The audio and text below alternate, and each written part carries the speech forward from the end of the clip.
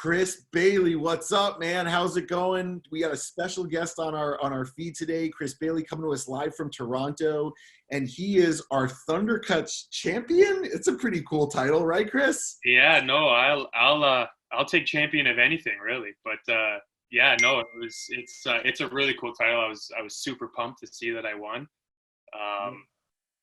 Yeah, really cool.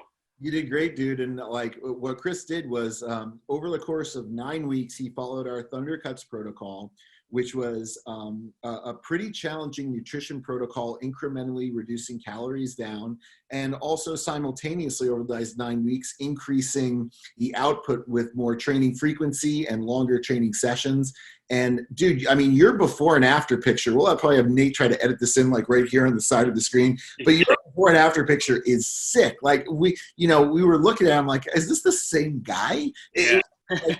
Like the after picture, you got a six pack, you got these like quad sweeps, you can see muscle definition and the separation of some of those muscles, and like even just like your demeanor in the photo to me spoke to me, because like in the before picture, like I'm not happy with how my body is right now. And then it was I like to say I felt like a bag of milk is what I like to put the before picture. I was just kind of coming off a bit of a back thing too, so like back plus holidays plus just all kinds of bad decisions. I think a lot of people have been there, dude. Like I know I've been there myself where, whatever, time just kind of starts slipping by, and for whatever reason, it could be injury. I know I went through surgery. Sometimes it's like lifestyle stuff, losing a job, going through a divorce, or just some hard shit.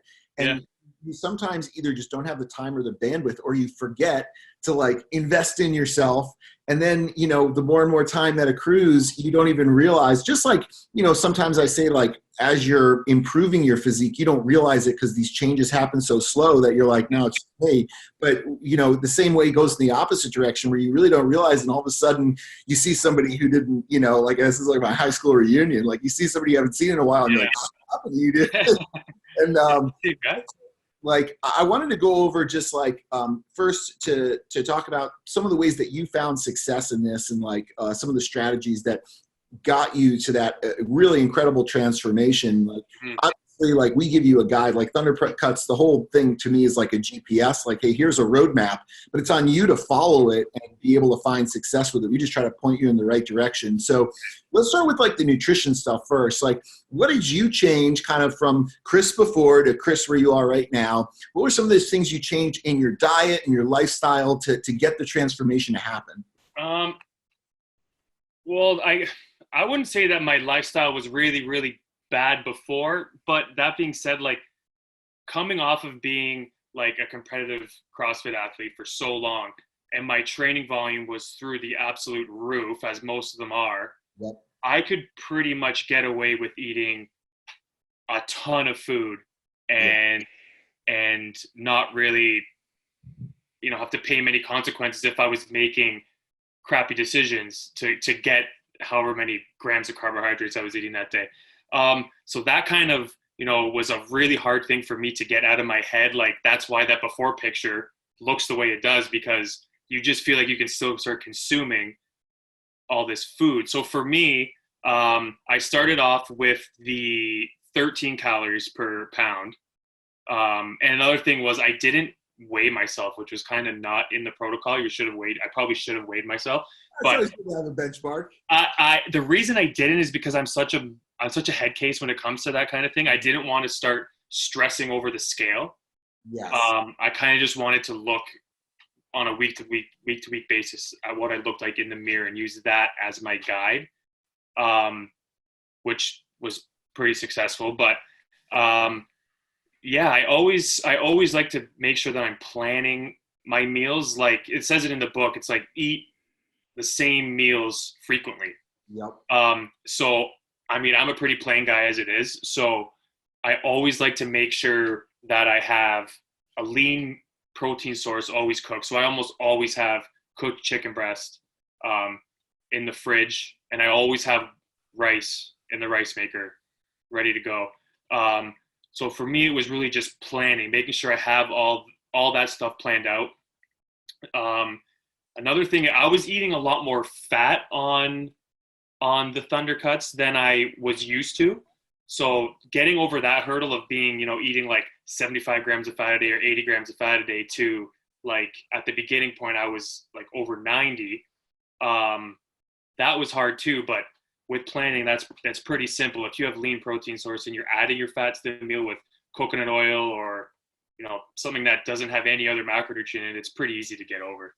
And that's pretty funny because, like, well, there's so much in there. First off, like what you started off with is like you can get away with a lot. And maybe, when you're younger, like I was talking about back when I was 22, like I could go out drinking and do whatever and still perform on the baseball field and have a six pack. But Yeah. then all of a sudden there was one day where that shit wasn't flying. Yeah. Like training, you're like, okay, I'm just going to out train this bad diet. And that worked to a point until it didn't. And Right. then when I couldn't train anymore, when I got injured, that's when things really started to spin out and get out of control because I was used to just pounding calories and I didn't really change much, but I was no longer expending those or creating those anabolic signals frequently throughout the day. So, I think a combination of age and the way your lifestyle can kind of modify, you can quickly end up in a place where you're like, but I'm a fit person. Like, how does this happen? Yeah. And it's funny what you said about like the fat, because I think that sometimes people do the same thing with nutrition with regard to like the diet they subscribe to, meaning any diet you go to that's usually like, I call it an extreme diet, like the ketogenic diet, the paleo diet, the carnivore diet. They kind of center around one thing. Like I can eat as much food as I want as long as it's X. Like I can eat as many fruits and vegetables and meat as I want, and I can have bacon and, just pound avocado all day and it's fine. Yeah. Because it's still paleo. Or Yeah. I can eat as much meat as I want and it's fine. And people just want an excuse to binge. And Yeah. what you learn as you go through diets is like, everything has context and those things can be valuable in terms of scaling options. Like if you're going to meet someone in the middle, you can be like, hey, eat as much as you want as long as it's a vegetable. But just like training needs to scale up, so does a diet where quality and quantity really need to be dialed in together. And so, like, I think for a lot of CrossFitters who do kind of eat, obviously they like whole foods, they eat natural stuff. The bodybuilding diet is almost a little foreign to them because a bodybuilding diet doesn't have to be all real whole foods. It starts with more of a, calories in equals calories out, and then the food quality probably comes on top of that. Mm-hmm. Those CrossFitters are used to like eating tons of fat, like way too much fat. And like you said about like training, like a lot of them, I feel they end up actually overtraining, and the combination of the two usually either puts them in some kind of plateau with regard to the aesthetic where they just can't get below a certain level of body fat, or just the ability to grow. Like they don't have enough of an anabolic signal in their body because they're a little bit overworked all the time and cortisol gets really high. Right. So I think those are some of the common things I see across CrossFitters. But I think you're a lot like me, Chris, because like I'm a creature of habit. Like I you say in CrossFit, like routine is the enemy. Well, I think with regard to diet, routine is not the enemy. Routine is your friend. And 100%. You'll end up eating the same meal every day, almost to the point where you're like, I don't want to eat anything else because I don't know what that's going to do to me. Right. And so like your preparation really becomes very important, especially when you identify the foods that, identify the foods that you like, that you can, palate. So, for you, it might be stuff like a lean protein, like a chicken breast or a lean ground turkey, and maybe some vegetables and rice. But you also have to eat the foods that like you, the ones able to actually process very well, because sometimes what you crave is not what your body wants. Always different types of food allergies and sensitivity. Yeah. Some people can crush like red meat like crazy and never have an issue. And some people eat a lot of red meat and their gut kind of blows up and end up with like diarrhea or something. So, it really is kind of a lot of self-observation. So obviously I like what I heard there about like the consistency and the preparation. How did you modify your caloric prescription as your body adapts? Because like, just like when you're lifting, like maybe you lift 315 pounds, you're like, that's pretty hard. But after you do it for a while, it ain't so hard anymore. So to continue to progress, you got to push more. So how did you continue to push those calories throughout those 9 weeks? So I dropped down the calories probably a little later than I should have. Going back, if I could have made a change, I would have dropped them sooner. Because like, even if like you look from my very first picture, to my like midpoint picture to my end picture, I was like, shit, like I'm making some pretty good gains here at that same calorie rate. So I kept it. And then I would take away a calorie per pound. So I was down to 12 at the end. Yep. I probably would have done that earlier, along with I would have started doing those A days and B days Yep. A little bit earlier as well too, where I was like, man, I don't think I really need a B day yet. I would just keep A days and it was fine. But looking back, I think I could have even pushed it. I could have made it harder on myself, but in a good way. If I did like an A day, B day, B day, A day, Yep. if I did that a little sooner than I did. Well, that's good. Like, you know, reflection on that, because even the results you got were great, but like, you know, every time we do something, we're like, that was awesome. I already know how I can do it better next time, you know, because it becomes addictive. Like, I really feel like wearing your work on your body is something that for people out there that really, that's a motivating factor, is like looking in the mirror and being like, I love suffering because I'm seeing the results. Mm-hmm. That really becomes an addictive thing. And I know we talked in the beginning about like you like getting on the scale and weighing yourself. What I do is like when I'm doing a cut, what I do is I start with the end point.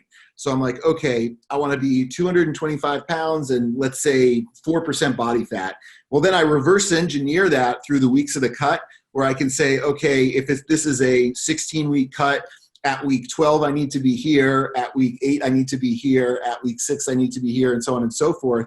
Right. And that will determine how I'm raising or lowering calories, because there's no way you're going to go from like 10% body fat to 4% body fat in a week. And there's no way that you're going to be able to eat the low amount of food it takes to get to 4% body fat at week 1. You need to ramp up your almost like your not your resistance, but your tolerance to those low calories. So I consider it something like about every 7 days, I like to kind of bring the calories down a little bit, just a little bit. Maybe it's adding an extra deficit day, and then it's the same level of uncomfortability, right? Because when you stick with the same prescription the whole time, like you're going to be way more comfortable with it in week 9 versus week 1. So kind of continuing to push.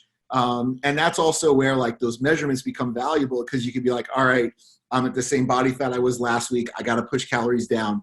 Or another way to attack it is going through the expenditure process of, instead of reducing fuel, increasing output. So like the whole time, what we're doing now, and I know we kind of talked about it in the book and stuff, but those morning depletion workouts are now kind of ramping up, where every week it's another 5 more minutes in those depletion workouts to the end, where you're basically getting like 2 60-minute workouts with 60 minutes of cardio or depletion and another 60 minutes of strength training. So let's switch gears a little bit and talk a little bit about the strength training. I don't know if you were kind of doing our Thunder Bro stuff before with like Muscle Anarchy, or this is something you were new to. How did the strength training go? And was this any kind of like adjustment to you, kind of moving away from CrossFit to more of like a hypertrophy-based program? Some of the movements were a little bit new, but I mean, I had done probably for 6 straight months. Whenever it first started, I was doing Pump Town Express almost right out of the gate. Nice. And then was on Muscle Anarchy for a little bit.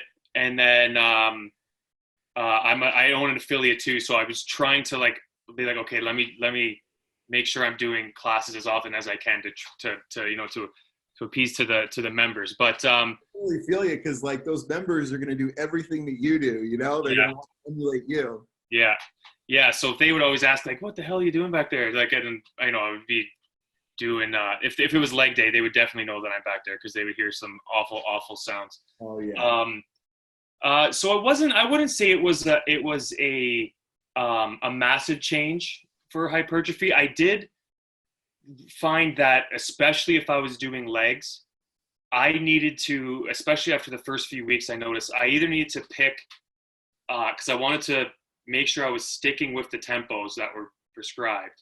And for my body, like doing like heavy weight when it says heavy with that volume, sometimes I would be, not that it's all that bad, but I would be really, really, really, really, really sore going into after the next leg day. Oh yeah. So I'm like, shit, like I had to choose. I'm like, okay, I got to make a choice here. Am I going to like try to push weight, or am I going to push that volume. So, and stick to those tempos. So I found that I was really able to get a lot of gains and a lot of really good work out of even dropping that weight down a little bit and just in hammering those tempos, even if sometimes they were probably slower, to be honest with you. Yep. And I felt like I was really able to get a lot out of that, as opposed to just thinking like CrossFit, like more weight, more weight, more weight, more weight. I had to change my complete mindset away from that. Yeah, that's a hard thing for people to understand, because I think we're so conditioned to try to get more intensity out of things by going heavier or going faster, that it's, in a lot of times that can be almost antithetical to getting the hypertrophic muscle building effects. Because for most CrossFitters, you know, their biggest weakest link is just their physical body. Like CrossFitters know how to use their body really good. Yeah. You know, they're athletic, they do these awesome patterns. You got little tiny guys that can deadlift a shit ton of weight. So like neurologically, they're very sound, but it's their physical hardware that stands the most room to grow in terms of, you know, where their performance is going to go next. And in order to get that, it's repetitions. And it's not just like, it's good repetitions, like time under tension repetitions, intentional movement repetitions that have nothing to do with how heavy it is, but it's about trying to get the muscle to failure or get it to a specific state. Because if I were to lift as heavy as possible, that's awesome, but that's not enough time under tension to create like the micro tearing or the neuroendocrine responses from just heavy volume. And when I say heavy, people assume like 90% or 100%. Heavy in terms of volume usually means like 70 to 80%. That's heavy volume. If we're looking at rep ranges like 8 to 12 or even 8 to 20 in some cases, like the 20 rep back squat program is an amazing program that most people, if they were CrossFitters that did it, they'd probably put on a shit ton of size just because they have so much time under tension. And it's hard not to succumb to your ego too, right? Because like, your buddies will be like, why only back squatting 135 pounds? You can back squat 400 pounds. Yeah. And you're like, no, if you tried it like this, you would realize how fucking hard this is. It's those, like, I remember one of the most awful ones is the mummy front squats. Yep. With the tempo and then the half reps. Like, that is, like, I would have like 155 on the bar and be dead. Like, get me a wheelchair. Like, that's the first movement, get me a wheelchair, and I can't even do the rest of it. Like, I'd be so messed up.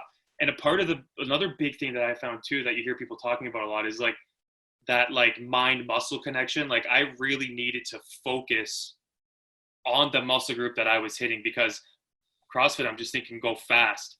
Whereas if I'm like, know that it's like supposed to be a specific muscle, like sometimes if I was doing like the Bulgarian split squat leg death, I would, like, if my quad, I couldn't feel it in it, like sometimes I would like fucking jam a thumb into it when I'm doing it to be like, you need to work right now.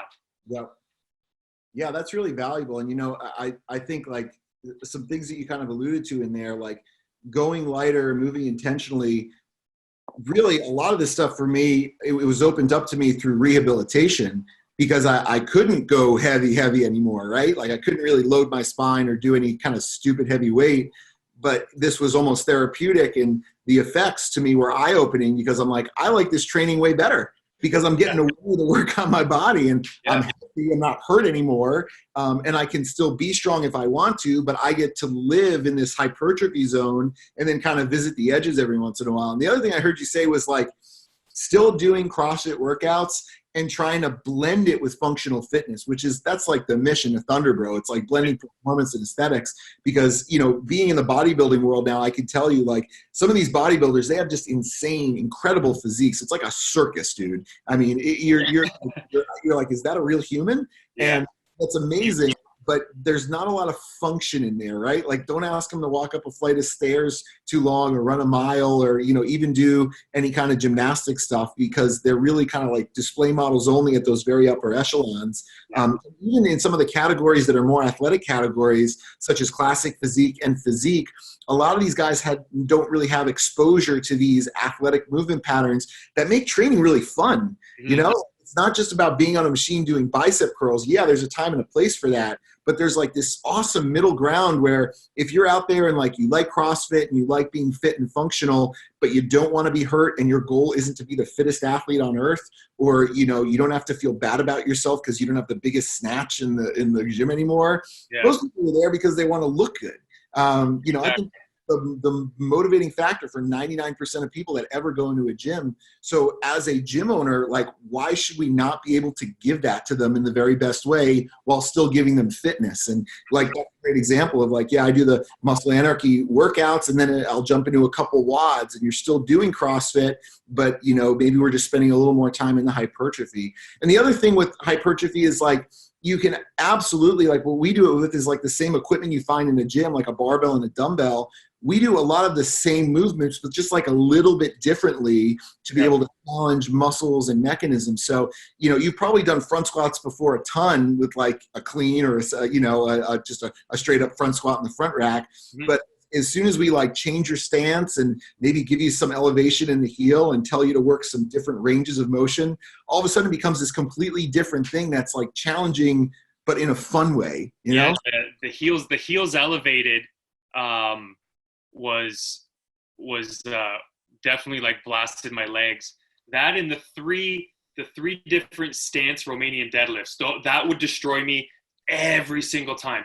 And like deadlift was my shit forever. Like I'm like, what is this, whatever. And then like you're holding on for, you know, with like 30 some odd reps, whatever it was, like 3 sets of 12 or something, just changing your feet, holding on. And it's like, well, now I only have 185 on the bar and I am a cripple. And it's crazy to me because like, you know, CrossFitters who, you know, let's say they have big deadlifts or good squats or stuff. What I find is that a lot of them are kind of focusing on specific muscles to pick up the slack to be able to perform the movement. So like heavy deadlifts, you'll always see people's hips like kind of pop up on heavy deadlifts, and it really kicks like right into their lower back. So as many deadlifts as we do, just practicing stuff like those 3-position RDLs, which are working different aspects of the hamstring, kind of like my hamstrings have a lot of room to grow. And so my lower back to kind of compensate by kicking into that by going a little too heavy too quickly. So that's where the technique becomes comfortable. The same thing with like, take pull-ups, for instance. Like CrossFitters can do like 50 unbroken pull-ups in a row. That's not a weird thing for a CrossFitter to be able to do. But somehow you don't see the really wide V shape on CrossFitters. Like you don't see that big taper from shoulder to hip, because when they're doing these pull-ups, a lot of times they're just using like their brachioradialis. They always blow up on me. And they're never actually getting into their lat. So by doing, say, something strict like a wide grip strict pull-up, all of a sudden now you're like, I can't do 50 pull-ups anymore. It's not that the kipping pull-ups are bad, but it's like you got to spend more time working the other pieces too, because if you're only working the ones for athletic performance, you're going to miss out on some really great biological adaptations that have great application to the things we do outside the gym, you know? So like, even those little changes, like, it was eye-opening to me, just changing grip, changing stances, working different ranges of motion, throwing in tempos, throwing in isometrics, different things like drop sets. I mean, how bad are drop sets? Yeah, terrible. They're terrible. And and they're fun. And I also think in some aspects it takes pressure off you as an athlete, because like I said, like your name's not going to go on a board with a ranking. Like you don't have to feel bad if you didn't get a PR. Like some days you might go in the gym and some days you might like smash your bench press and get a 400-pound bench press. And some days you'll be so pre-fatigued from the other chest stuff we did that like 200 pounds is pinning you down, you know? Yeah, no kidding. Yeah. That doesn't matter. Awesome. All right, cool, Chris. So we had a lot of fun with you on our group. So just like you guys out there that don't know, like the ThundrCast group, what these guys got is they got our book, which is our guide for the nutrition, the nutrient timing and the prescriptions. And they also got a pre-written training plan. But the funnest part of this group to me was the feed, because on the feed, like you guys, like everyone was super active. They're posting their check-in photos. You get to kind of talk to each other. And one of the things I really liked about our group specifically was the community of like you guys, you know, not just talking to me and using us as resources, but I saw a lot of you kind of getting back and forth together where it almost started to feel like a community. So can you tell me, like, I know you were on that feed a little bit, Chris. Did you enjoy that aspect of the group at all? Like just having that support system?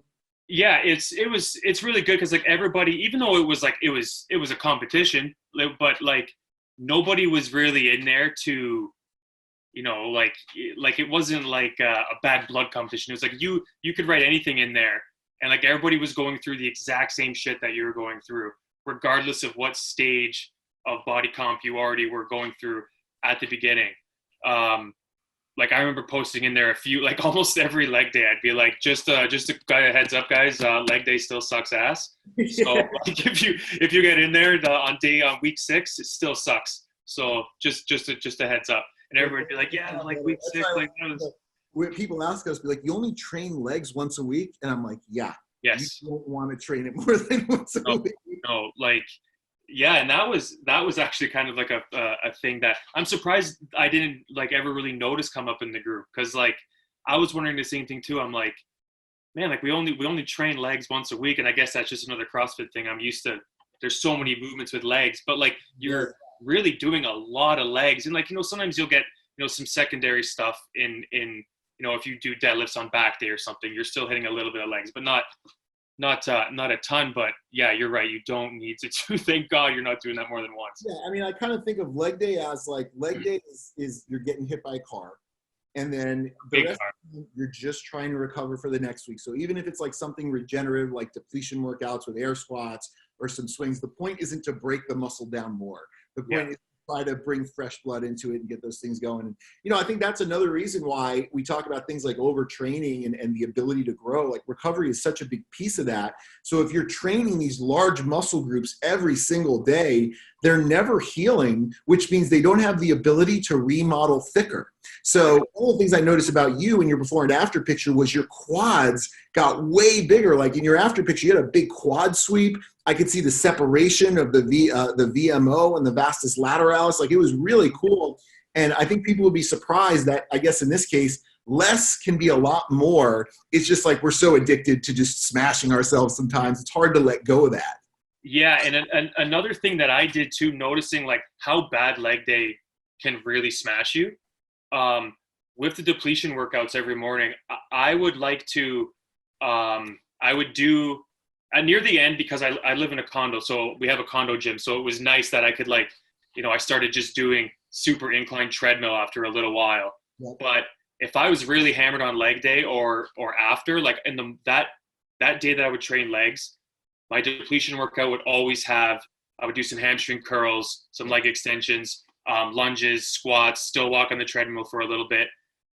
Just knowing that I've always felt like they were a little bit more primed, even though legs were hours later. And then the next day, I would make sure in that next morning, I did something else with legs in my depletion workout as well too, just to get blood flow pumping to those legs. And I found they recovered quite a bit quicker if I was doing that every day as well. Yeah, I mean, the things that really create muscle damage are just the muscle tension and the time under tension. So, the loading and the amount of repetitions and the tempos that you're using, that will create a lot of micro tearing in muscles. But things that are almost like more metabolic, like pumping work, pumping blood is giving you recovery. So like a lot of these depletion workouts, they're serving two purposes. One is you're mobilizing glycogen and starting to kind of tap into adipose tissue to burn more fat. But the second thing they're doing is they're bringing fresh blood into that tissue to help it heal. So like the same workouts we use for regen are also depletion workouts. And it's the same thing. It's just lightweight, high rep stuff just to push blood into muscle. There's a lot of healing factors in there. And I think people sometimes try to categorize it as one thing or the other, but it does have a lot of benefits. And I know like we're heading into now, we took the ThundrCast program and we made it a 30-day program. We called it the 30-day shred. And we did the same thing. We were a little more aggressive with the nutrition protocol because it's only 4 weeks. So these people really push the calories down, but we also gave them a continuum of options with depletion workouts that keep ramping up. And as we build up these depletion workouts, it's actually giving us a great inventory for regenerative work that our athletes can use, whether they're trying to cut or not. They can do it. If they did smash their legs, they can do like these regen workouts in the depletion category as part of recovery. I know as like a CrossFitter and as people who like love working out, it's a way to like get some extra work in but Yeah. not like breaking yourself down more. Yeah, I'm still doing them. We've been done for how many weeks now, and I still get up in the morning and do one every morning. Even on on lockdown in here, like I went to the gym and brought the C2 bike home with me. So Oh, nice. I get up in the morning and I call it my sweatsuit, a couple hoodies and a pair of sweatpants, and I hammer it out, put on a podcast, 30, 35 minutes on there. Maybe get like a little pump, like where you can, good chance to work on, pump some blood to like some areas where you maybe have like a bit of a weakness in, like if you're, I got shitty triceps, always have, always will. So I'll be like, I'm going to bang a few more tricep reps today. See if I can get some growth. Like attack a weakness. And like, I'm going to jump in this next 30-day shred that we're doing in April. I'm going to jump in that one.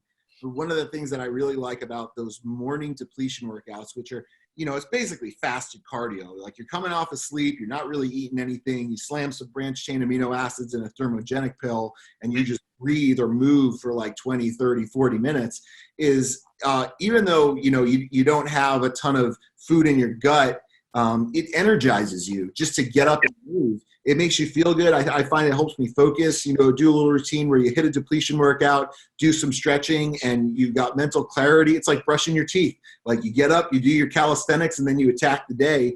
And and it also gives you something like a process to be consistent with, especially now where like some people have no schedule, right? So like, when am I getting up? I don't know. When am I going to, whenever I fall asleep watching Netflix, and having a reason and a focus in that schedule, I think is like going to be a really valuable thing. I know that I like structure. Like I said, like, being a baseball player, we're very superstitious, like we're creatures of habit. So I like routine, the same routine every day. Don't change the meal, don't change the schedule. And in that consistency, you can find a lot of comfort. And then, eventually you don't have to do it anymore, but you can become like addicted to it where like you're getting up and doing the depletion workout, even though no one told you to. It's just what you do. I like doing it. I feel like you got to get up a little bit earlier in the morning, but I have found that, when 2:00 hits at work, I'm not, doing this like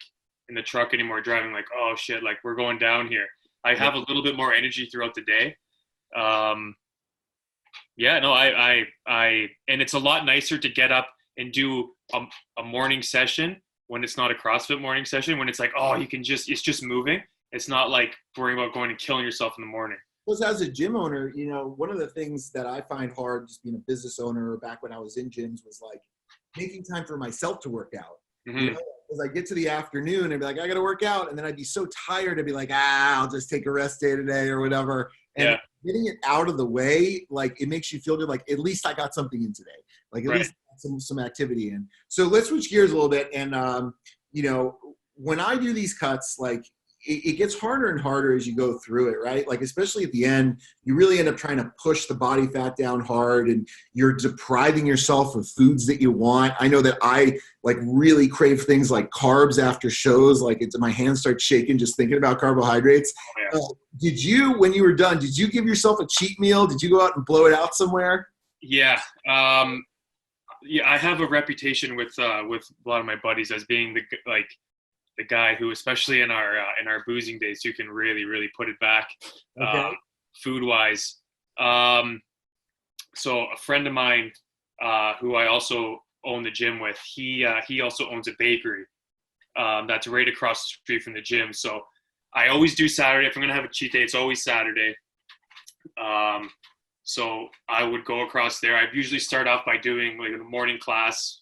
Like we always have a partner workout. Would leave there, right across the street to the bakery, baker's dozen cookies down the hatch, go home, recover from that, large pizza to the face. Might grab, some ice cream. Doesn't even, at this point, I wouldn't even care really what the hell it is. Fire that in the gullet. And then if I got anything left, I might smash a little candy before we go to bed. Then wake up the next morning. And actually, after all that cutting, I woke up the next morning thinking I would feel and look like absolute garbage, and I didn't. I felt great, and it's like my body just absorbed it all. You're not going to punish yourself for 9 weeks and lose it in one day. Yeah, no.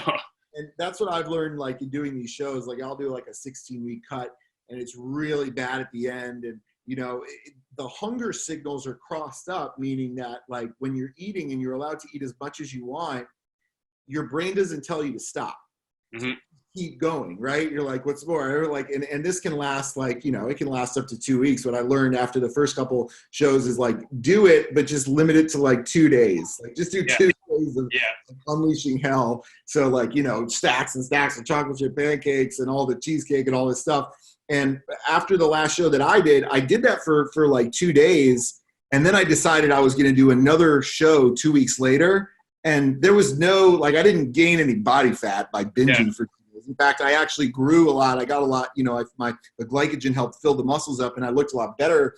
I ended up winning, 2 categories the next show because sometimes when you deprive so much, you can get flat. Like your muscles can get flat because they're not holding on to glycogen. So like for people who do this, I tell them like, hey, 80% compliance still gives you 80% of the benefits. If during this process you blew it out one night and you had a cheat meal, it's okay. Like your aesthetic is not going to change. It can actually improve in some cases, although I don't recommend it. Yeah. It's not all or none. It's really a game of consistency and habits over time. And now moving out of that, the same thing we tell athletes who are coming off of ThundrCast who are reverse dieting or coming off of 30-day shred and reverse dieting is, don't go off the wagon when you're done with this. The best way to do this for you hormonally, so you don't like completely start crossing up your metabolics and end up with insulin insensitivity or something like that, is to reverse diet the same way you built up. You just go in reverse. So if you go back to your prescription from the week before and the week before, and you kind of go back, and that aesthetic, not only does it like last way longer, but it's a much healthier way to come off of deprivation off of that. And these are also great periods to grow, because your cells want the nutrients. So this is where you can do things like even like back-end carb loading, where at the end of the night, you eat all your carbohydrates like right after a lifting session, where you can put on a lot of quality size because your cells are hungry to grow. Right. So yeah, that's some interesting stuff. We're going to try to provide people more resources on the reverse dieting, but I think a general rule is don't eat like an asshole. Don't be a dummy. It's pretty simple. Another thing that I kind of like, I don't know if it really made a ton of sense or not, but as far as like for the nutrient timing, when I would do A days and B days, if I did an A day, B day, B day, A day, I always liked my A days, even if they weren't always like one day an A, 2 Bs, and an A, or whatever it may be. And that's assuming, are the A days the refeeds or the A days the deficits? A would be refeed day. B Okay. day would be deficit. So if I was doing a refeed day, I always like to put it on leg day and back day. Yep. Just because I always felt like those are a huge group of muscles. Yes. So I'm working the hardest to work those big muscles. So it's like if I am going to refeed that day, or if I am going to maybe go over a little bit, maybe if I was feel really tired or something, I would do it on one of those bigger muscle group days, and I didn't feel always as bad if that happened. I mean, you are expending so many calories back squatting with heavy volume. You don't even realize it. Like it's just so tremendously fatiguing that your body is just hungry. And that's another thing that, people who are not familiar with this program is this whole idea of balancing signals in the body, like balancing catabolic signals where you're mobilizing fat and trying to tap into the adipose tissue by depriving yourself, and then trying to balance it with anabolic signals to preserve muscle mass or even grow a little bit by feeding around the heavy training. This is something that requires like a lot of fine tuning. So even things like, hey, I know on my heaviest days, I'm going to refeed a little bit more around those so I can preserve or build that muscle mass. And on the days where, maybe we're doing smaller muscle groups, maybe I'm more of a deficit and I'm just trying to push the cardio to get into the adipose tissue. Right. So yeah, I mean, this is like you're walking a tight line. What you don't want to do is just go all in where you're like, I'm just going to starve myself, because so much muscle mass, like all that work you did to build yourself up, you're just kind of like throwing it all away. And I know that my favorite part of bodybuilding is building the muscle. Mm-hmm. That's why it's awesome. It's not called body shrinking. It's Yeah. called bodybuilding. So if you're cutting, there are ways to kind of limit the muscle loss or even, preserve it. And this is everything from how you time your nutrition around the anabolic signals like heavy lifting, and how you kind of create that deficit around things that are more glycolytic or aerobic, like conditioning or what we're calling the depletion workouts. Awesome, Chris. Well, dude, it was so fun talking with you. I know our viewers kind of love this insight into the program. And for those guys who haven't seen Chris, check out on our Instagram at Thunderbro and at Dave Freakin' Lipson. We're putting up his before and after pictures. And he's our first prize winner for our 9-week Thundercut. Chris, you have a gym in Toronto. What's the name of the gym? CrossFit Select. Nice. I've heard of CrossFit Select before. Yeah. Regionals? Yeah, cool. yeah.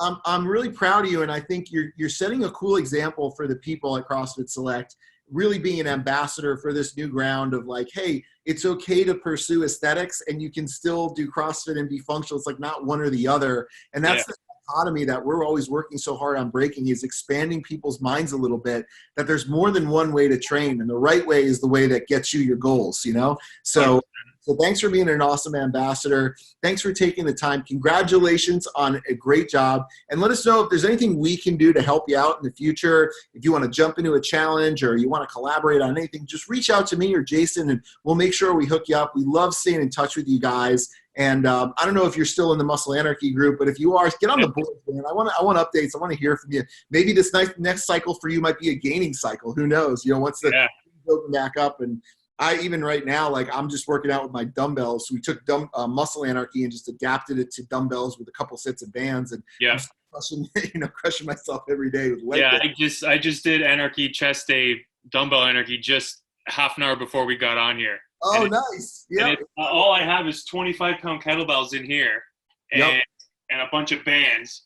All I do is, like, you can just hook them up and just do it till it hurts. Yeah, exactly. Are you isolating by yourself, or you have somebody with you? No, my girlfriend's with me, and I live with my in-laws, so they're downstairs, and we have a setup up in here. Okay, perfect. So here's what you do. I was doing this with Cammie on our live feed today. If you only have one set of dumbbells, do the reps, but have your fiance, your girlfriend. I don't know if you guys are fiance yet. It's blowing up your spot. Have your girlfriend put over pressure on the dumbbells. So So you're getting weighted resistance on top of manual resistance. That's really that's a good idea. Especially for things like we did today with those 10-second negatives. Oh, the pressure on those negatives is absolutely insane. It's great. Yeah, One of the hardest things you'll do. So I mean, we want to help people out, continue to train while they're at home, and trying to come up with the best ways to help people adapt. But even these little tricks and stuff, I mean, this is things that I'll do with my trainer, but there's no reason why you can't do it with your roommate, your girlfriend, or something. Yeah, no, totally.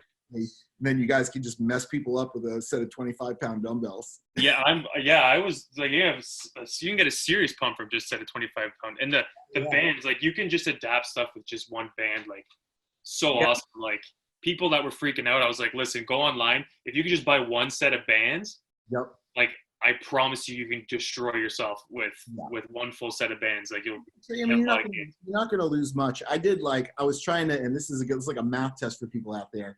I was telling them, if they have 3 sets of dumbbells, like, let's say you have like a light, a medium, and a heavy set, maybe like 35s, 50s, and 70s. Mm-hmm. And if you have 3 different tensions of bands, like a heavy, medium, and light band, you have 30 different combinations of dumbbell sets. Yeah.